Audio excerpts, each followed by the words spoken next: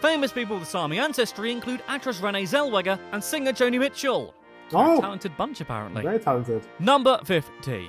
The Sami people are also known for their joiks. No, I didn't just slip on something when I said that last word. Joiks are a form of traditional Sami song that are meant to evoke the essence of something, such as a person, a place, or event.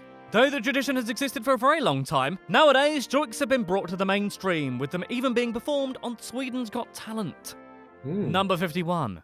Contrary to our puny 4 seasons, the Sami year traditionally has a total of 8, each connected to the annual cycle involving the process of reindeer herding. Okay. Number 52. The majestic moose is widely considered to be the most dangerous animal in Sweden, likely because they cause approximately 6,000 road accidents in Sweden every single year. Oh no. Number it's 53. leg caught. Between 30,000 and 400,000 moose roam the Swedish countryside. During the annual hunt, in which around 250,000 people participate and is said to have almost religious status in Sweden, as many as 100,000 moose are shot every year. It's not nice. What are they shot for though? God, no wonder they cause car accidents. I'd be angry if I was them as well.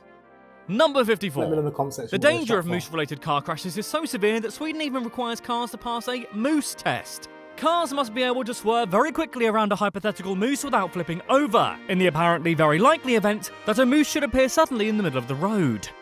Number 55. In reality, however, moose are far from being the deadliest animal in Sweden. That honour goes to the evil little literal pricks known as wasps. Wasps Oh no. See, I don't like wasps because I've never been stung by one. Yeah, but I don't know how I've gone all my 34 years, because it's my birthday today, without being stung by a wasp. I don't know. kill more people directly, rather than causing car accidents, than any other animal in Sweden, slaughtering God. roughly one highly allergic person a year. That's what scares me. I don't know if I'm allergic or not. I don't know. You will never know until you get stung, right? Okay. I'm not going to let that stop me coming to Sweden, but if you have lots of wasps, I don't know how I'm going to be. Number 56. There are also roughly 250 wolves roaming around in rural Sweden. So cute. Swedish wolves mainly chow down on moose, and one family of Swedish wolves can kill as many as 120 moose per year. Wow. They're a protected species though, and it's against the law to kill them unless they repeatedly attack humans or property. So just be cool, wolves. Just be cool and no one has to get hurt. No one has to go Liam Neeson on the grey to ya. Number 57. There are approximately 260,000 reindeer in Sweden, and are a traditional source of meat for many communities, especially in the very north of the country. Okay. Reindeer milk apparently tastes sweet, and is said to look like melted ice cream. I'll be the judge of that. Reindeer milk, and you eat the meat as well. Is that something you can find in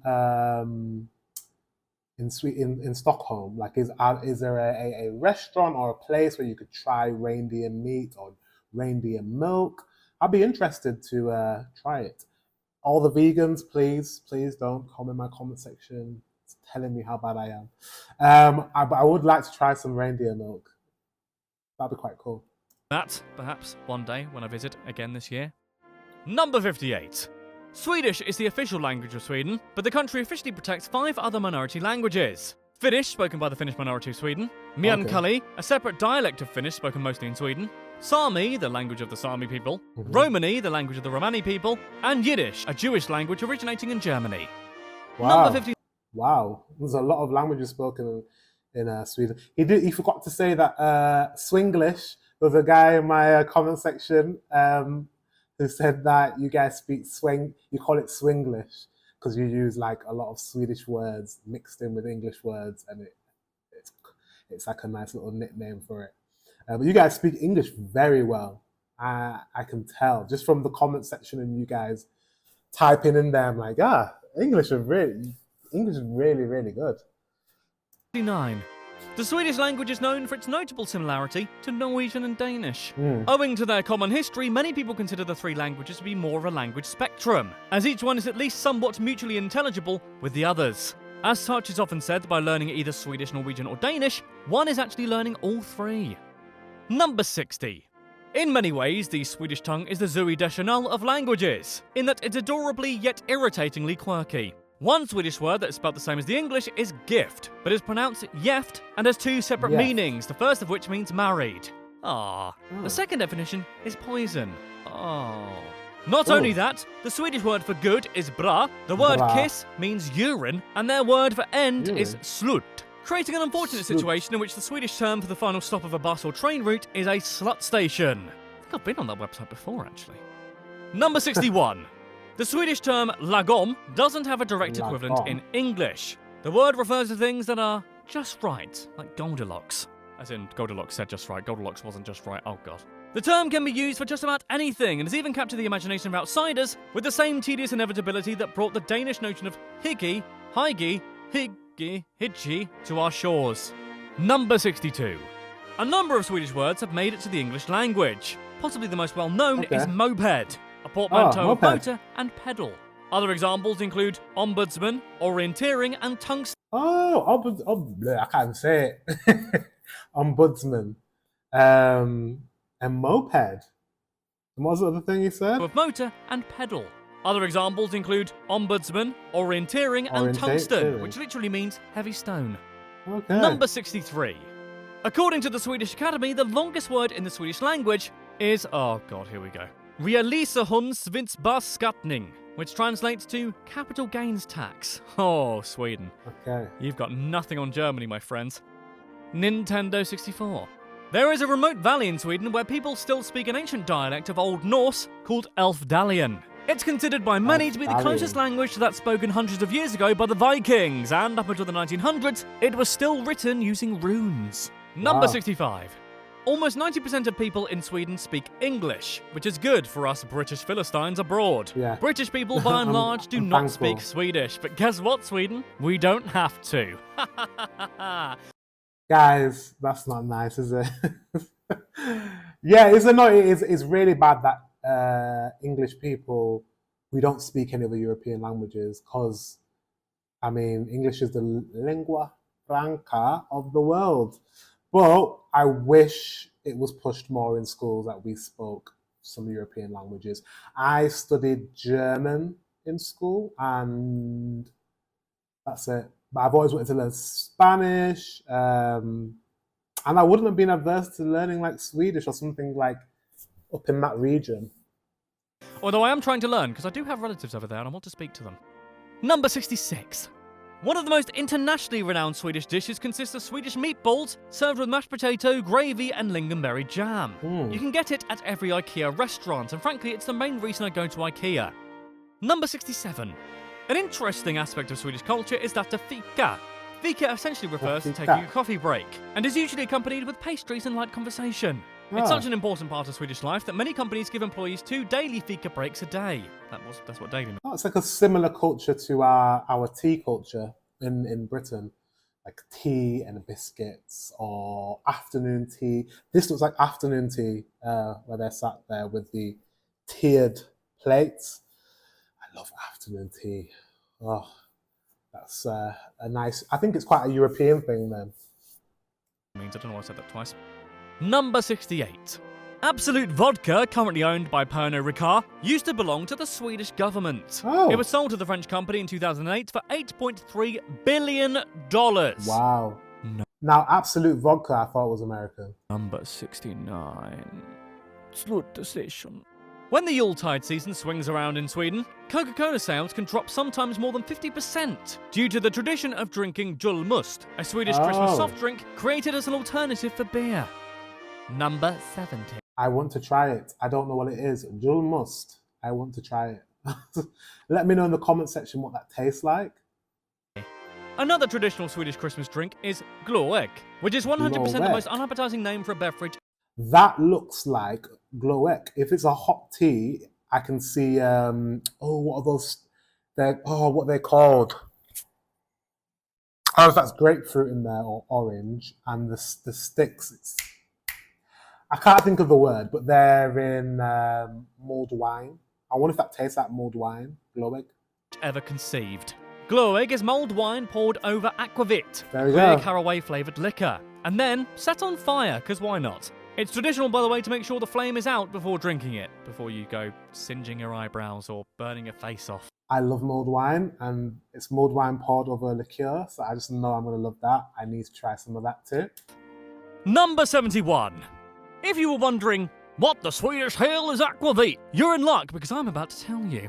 Aquavit is a strong Scandinavian liquor of about 40% alcohol. Its name is derived from the Latin aqua vitae, which means, oh my god, I just want all your alcohol. water of life, which shows how troubling the alcoholism epidemic really is. Number 72.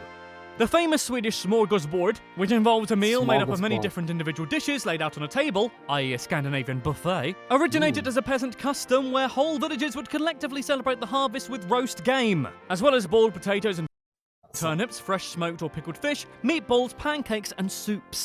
That sounds so good. If you can't tell, I like to eat. That sounds really good. I love like picky food, like, you know, like an array of dishes rather than just like going for like a set meal. Like I love cheeses and like cold meats and yeah. Number 73. Swedish cuisine is also notable for a particularly infamous dish known as surströmming, which is Swedish for sour herring. Ugh. Surströmming, I'm not sure about that. Is that nice? Consists of Baltic herring that has been fermented in tins for weeks on end, resulting in an odour so pungently foul that restaurants refuse to open the tins indoors.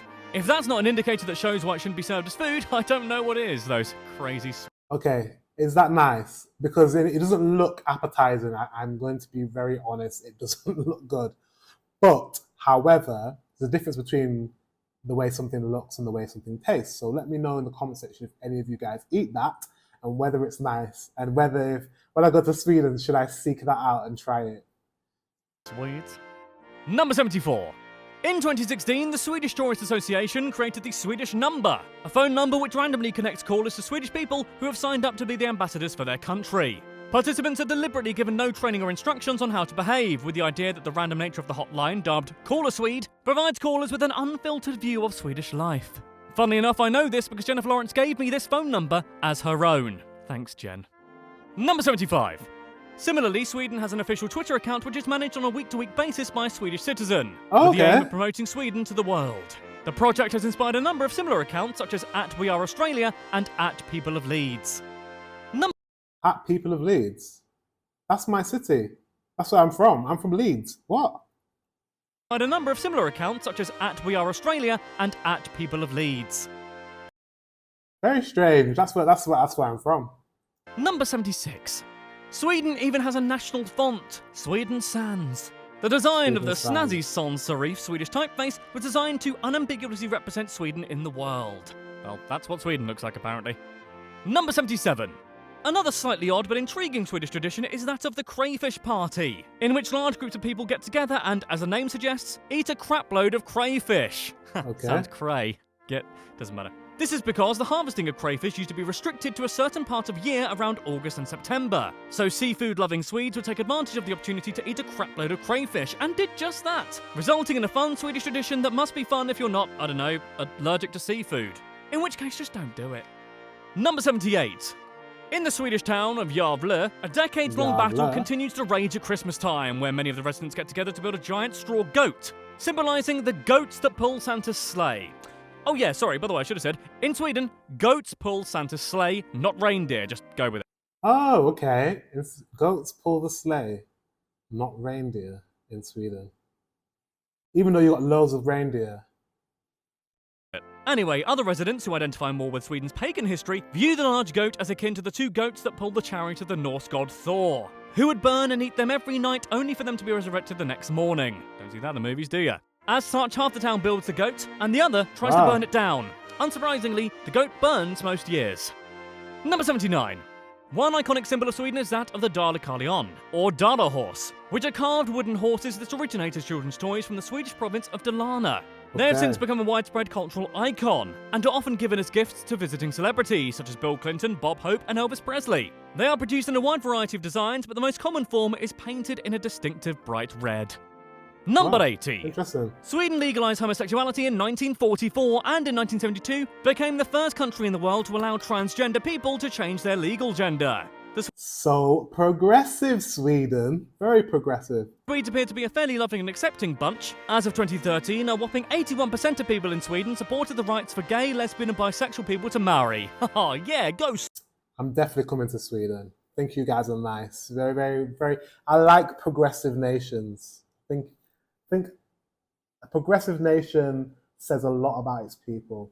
So yeah, definitely coming to Sweden. Sweden. Number 81. In 1979, Sweden became the first country in the world to ban the smacking of children. Since then, over 30... See? Progressive.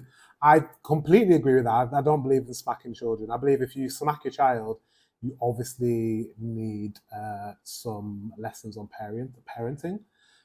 You need, okay, that sounds kind of, you need some support with your child. If you feel the need to smack your child to discipline your child, I feel like you need some support. You need to learn how to discipline your child in other ways that are not abusive to the child mentally. That's just my opinion. 30 other countries have done the same. Personally, I don't see what all the fuss is about. My parents smacked me and I turned out fine. I mean, actress Jennifer Lawrence has taken up multiple... My parents smacked me too, but that I think there's a better way to discipline kids if you can avoid that. Restraining orders against me, but that's normal, right? Everyone's been sued by Jennifer Lawrence at some point, right? Right? Number 82. Sweden is also home to the second highest number of McDonald's restaurants per capita in all of Europe, with a mouth-watering 227 restaurants. Okay. That, by the way, is 23 restaurants per million people, which doesn't sound a lot, but is absolutely loads. Number 83. Wait, but he didn't say what's number one. I need to know what's number one. Let me know in the comment section below which country is the number one country in Europe with the most McDonald's. Yeah, because that's a weird fact that it's just weird. I just want to know. So let me know in the comment section if you know. 3.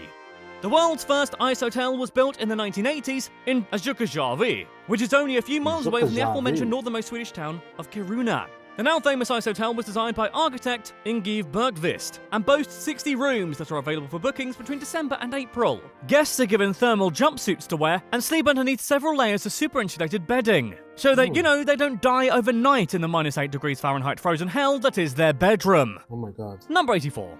Hilariously, the ice hotel is now required by local authorities to include fire alarms. I want to go to the ice hotel. I want to go to the ice hotel. Like, that is... yeah, I need to go to the ice hotel, and that needs to happen. Fire alarms. I wonder why.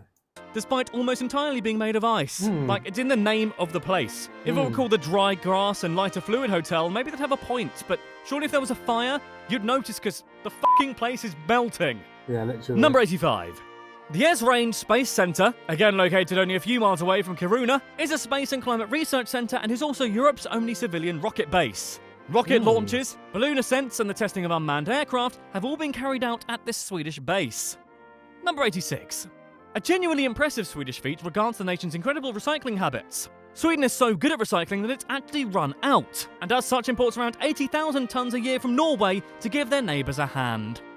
Number 87. Okay, so you guys are so good at recycling your... Did you say recycling?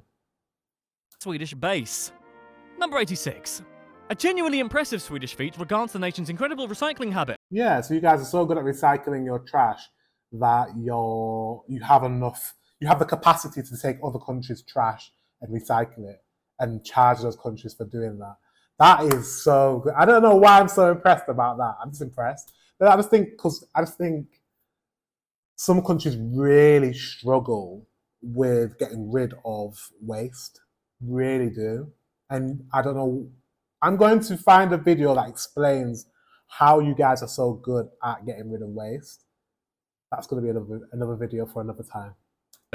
Sweden is so good at recycling that it's actually run out, and as such imports around 80,000 tons a year from Norway to give their neighbours a hand. Wow. Number 87.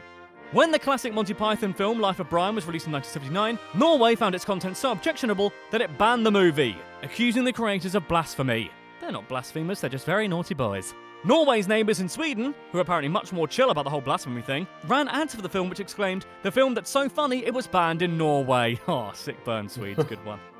Number 88. In the early 70s, Sweden decided to capitalise on the economic growth of the up-and-coming best country in the world, North Korea, by sending them 1,000 Volvo 144s, expecting then leader Kim Il-sung to pay for them. Shocker, North Korea never paid for them. Since then, it's become somewhat of a tradition in Sweden to send North Korea a reminder every 6 months asking for the 300 million euro they are owed, knowing full well that pigs will sooner fly. Oh, God. Number 89. Everyone loves Donald Duck. I mean, look at him. But for some reason, the people of Sweden really love saw Donald this in Duck. the last video. Probably due to Donald's provocative semi-nudist fashion sense.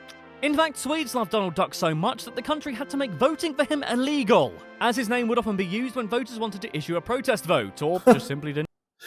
You guys used to put, like, Donald Duck on your, like, voting ballot as a protest. Care. What could go wrong with having a Donald in power? Oh, I see. Okay. Number 90. Guys, love Donald. Sweden has instituted a countrywide opt-in SMS system, which sends citizens a text message when someone nearby has a heart attack, allowing assistance to reach them as soon as possible to provide CPR. In 40% of cases, ambulances were beaten to the scene of a heart attack by text message receivers. Number 91. Speaking of health-related... That's really good. Like, citizens, like, helping each other out. Because if you've got a first aider that can do CPR, that is so good, Sweden. That is really, really good. Imagine having a heart attack and obviously if no one in your household knows CPR, but your neighbour knows CPR, but you're calling an ambulance and the ambulance takes 15 minutes to get there, when your neighbour could just literally just run across in 2 minutes and like save your life. Like, come on, UK, we need this. Text in Sweden, blood donors receive a text message every time their blood is used to save a life. How bloody lovely. What?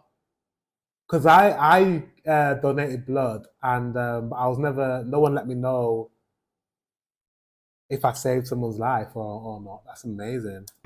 Get it? Get it? Oh, it's fact 91. Give me a break. Number 92. When a fellow by the name of Eric of Pomerania was disposed after reigning as King of Sweden, as well as Norway and Denmark between 1389 and 1442, he apparently just said, F it, and became a pirate on the Baltic Sea for 10 years. Baller move, bro. Number 93. Sweden was the first country to detect a nuclear disaster at Chernobyl, which the Soviet Union was desperately trying to keep quiet, when a worker set off radiation detectors at the Forsmark power plant. He had been contaminated while walking through grass that had been showered by radioactive rain picked up from Chernobyl over 800 miles away. Number 94. Sweden is the proud owner of one of the world's only taxidermied blue whales, located at its Natural History Museum. The public was previously allowed to walk inside it up until a couple was caught having sex inside it, ruining whale entering privileges for everyone, but probably getting a great anecdote in the process. Number 95. In 2011, a man in southern Sweden was arrested on charges of unauthorized possession of nuclear material, which he did actually That's a bit scary. have, simply because he wanted to see if it were possible to split an atom in his kitchen. Number 96. Let's cut back to the 1980s. The Swedish Navy detected underwater sounds that they suspected to be hostile Russian submarines. The suspicion escalated to such a degree that it eventually became a full-blown diplomatic conflict between Sweden and Russia. It later turns out the sounds were, of all things, fish farts. Number 97. In 1967, Sweden switched from driving on the left to driving on the right, which must have confused literally everyone and probably caused hundreds of car accidents. On the 3rd of September 1967, all vehicles came to a complete stop at 4:50 a.m. before switching lanes, then stopped again before proceeding at 5 p.m. What? Why did that happen? So you used to drive on the left, now you drive on the right. But why? Why did you make that decision? Number 98. Bizarrely, again, vehicles came to a complete stop, probably caused hundreds of car accidents. On the 3rd of September 1967, it later turns out the sounds were Sweden switched from driving on the left to driving on the right, which must have confused literally everyone and probably caused hundreds of car accidents. On the 3rd of September 1967, all vehicles came to a complete stop at 4:50 a.m. before switching lanes, then stopped again before proceeding at 5 p.m. Number 98. Bizarrely, in Sweden, drivers must have their headlights on at all times while driving, even in broad daylight. Really? Number 99. Is that true? You guys drive around with your headlights on even if it's daytime? Of Sweden's top 20 surnames, only one of them, Lindberg, doesn't end in Sun. Number 100. Okay. In 2015, a Swedish man managed to convince the government to give him disability benefits by claiming that he was addicted to heavy metal. Roger Tolgren said that his love of the genre, which had compelled him to attend around 300 heavy metal concerts in the space of 1 year, had left him unable to work a full-time job. This wow, can't be that true. is some truly brazen bullshit. Good work, Rog. Number 1. And he got the money. I wonder if he's still getting paid that. How is that possible? 101. There is nothing.